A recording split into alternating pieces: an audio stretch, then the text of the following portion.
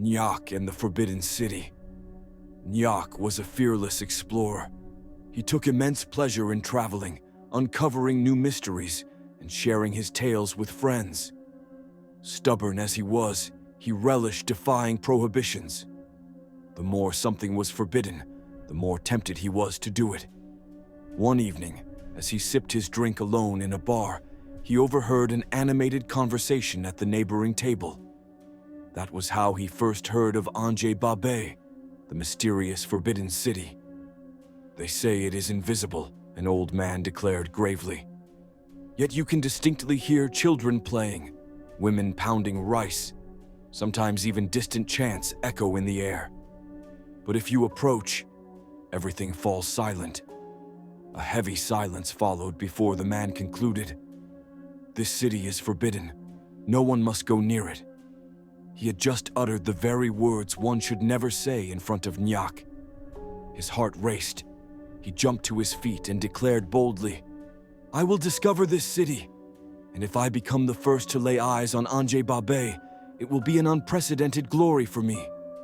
Without wasting a second, he gathered his belongings, threw his backpack over his shoulder, and set off toward the forbidden place. As he reached the outskirts of the region, he suddenly heard the laughter of children. He looked around, but saw no one.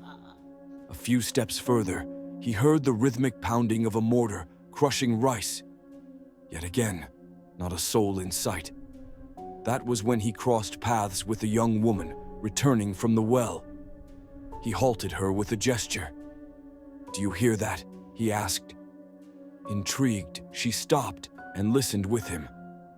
"It sounds like it's coming from that mountain," Nyak added. The woman remained silent. Her expression revealed both fear and confusion. "I'm going there. Anjay Babé must be up there." She gasped. "No, that city does not exist," she protested vehemently. A mysterious smile formed on Nyak's lips. "Then why are you so afraid of it?" He resumed his path, but the young woman blocked his way. "It is a sacred place, forbidden to the living," she insisted. Nyak burst out laughing. "Then that will be the proof that I am right." Faced with such obstinacy, the young woman, whose name was Bood, made one last attempt to dissuade him, but it was in vain. Finally, curiosity got the better of her, and she offered to accompany him. The sun had already set when they reached the foot of the mountain. The voices were clearer now. "It's definitely here," Nyak whispered. They began their ascent. But the path was harsh, steep, almost surreal, as if they were climbing an invisible staircase to another world. Their breath grew heavy as they pressed on, yet the higher they climbed, the more the summit seemed to drift away. Darkness eventually caught up with them. Nyak set up his tent and lit a fire.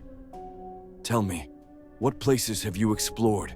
Bood asked, breaking the silence. Proudly, he recounted his travels. The Shingi, that mineral forest with razor-sharp peaks. Isalo, where, according to legend, King Solomon had once stopped. He also spoke of Ambunju Bay, the fabled place where the souls of the Malagasy dead were said to find refuge. Bood was fascinated. A genuine admiration for him began to grow within her. Little by little, the conversation softened, grew more intimate. Their gazes burned with intensity. Nyak leaned in slowly, and without a word their lips met. Everything unfolded naturally, like a river following its course. That night, Bood took him to landscapes he had never seen before, revealing her passion with unbridled intensity. But at the height of his ecstasy, in the midst of his waking dream, the night suddenly changed its face. A supernatural cold pierced through him in his sleep. His eyes shot open, and he froze. All around him, dark silhouettes stood in a menacing circle. "I warned you." It was Bood, but she was no longer the same. Her gaze was hard, icy. Who are you?" Nyak stammered. She stepped forward slowly and declared, "We are the Vazimb, This place is our sanctuary. The living are not allowed to enter. Nyak tried to step back, but she locked eyes with him. You should have died tonight. Her voice softened. But I enjoyed you too much, so I will grant you a chance to live.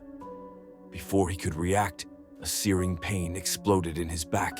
He plunged into unconsciousness. When he woke up, days later, he was lying in his own bed. He sat up with a jolt. Had it been a dream? Or had it been real? He did not know. But one thing was certain. He was alive, and that was all that mattered.